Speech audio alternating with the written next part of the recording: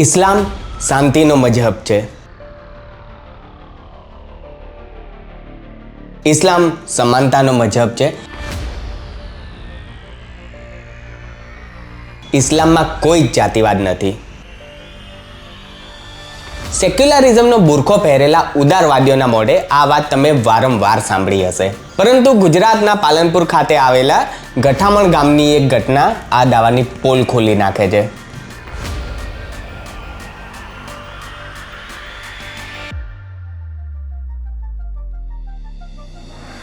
એક નવજાત બાળકીનું મોત થાય છે અને જ્યારે તેનો પરિવાર તેની દફનવિધિ કરવા કબ્રસ્તાન પહોંચે છે ત્યારે તે જ ગામના પોતાને ઉચ્ચ ગણતા મુસ્લિમો તેમને અટકાવે છે.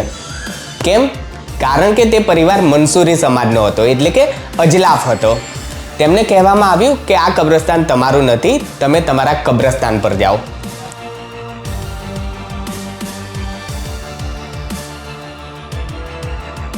વિચાર કરો, મર્યા પછી દફન થવા માટે પણ મુસ્લિમોમાં જાતિ જોવામાં આવે છે. નમસ્કાર, હું છું લિંકન ઓફ ઇન્ડિયા પર. આ કોઈ પહેલી ઘટના નથી.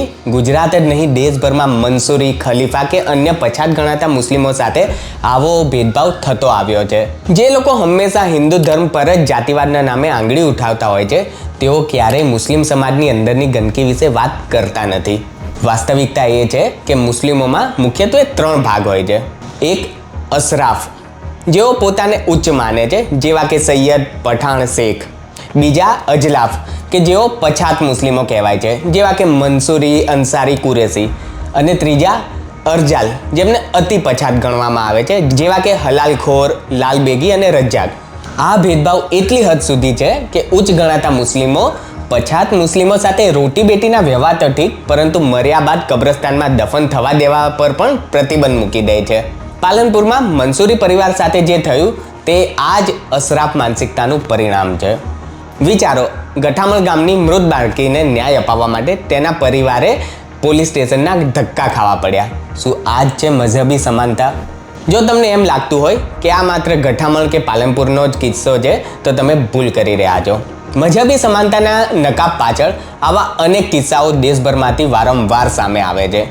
વર્ષ 2019માં ઉત્તર પ્રદેશના મેરઠમાં પણ આવી ઘટના બની હતી. ત્યાં એક પછાત મુસ્લિમ પરિવાર જ્યારે મૈયત લઈને શહેજાદા કબ્રસ્તાન પહોંચ્યો ત્યારે અશરાફ મુસ્લિમોએ તેમને રોકી દીધા. ત્યાં ખુલ્લેઆમ કહેવામાં આવ્યું કે આ કબ્રસ્તાન માત્ર ખાન અને સૈયદ મુસ્લિમો માટે છે, પછાત મુસ્લિમોએ ત્યાં દફન થવું નહીં. બિહારના ગયા જિલ્લામાં તો હદ જ થઈ ગઈ. ત્યાં દલિત અને પછાત મુસ્લિમોએ પોલીસમાં ફરિયાદ કરવી પડી કે તેમને મુખ્ય કબ્રસ્તાનનો ઉપયોગ કરવા દેવામાં નથી આવતા. એટલું જ નહીં, જ્યારે તેઓ ગામમાંથી મૈયત લઈને નીકળે છે ત્યારે ઉચ્ચ ગણાતા મુસ્લિમો તેમના ઉપર પથ્થરમારા પણ કરતા હોય છે.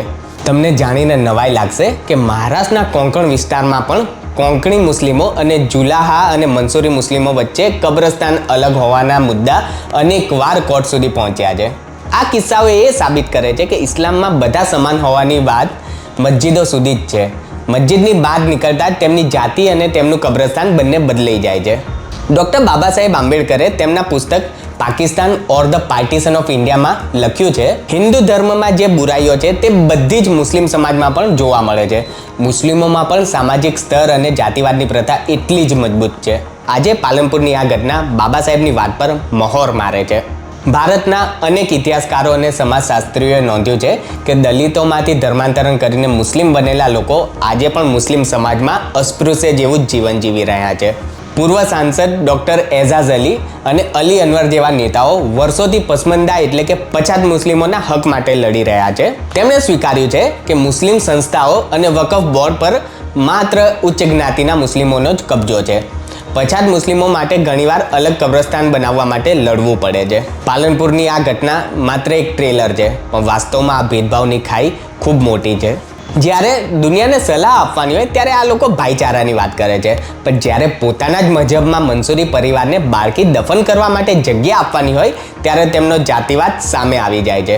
તો હવે વિચારવાનું એ છે કે જે સેક્યુલર ગેંગ હિન્દુ ધર્મના જાતિવાદ પર કૂદકા મારતી થાકતી નથી, તે અત્યાર સુધી પાલનપુરની આ ઘટના પર મૌન કેમ છે?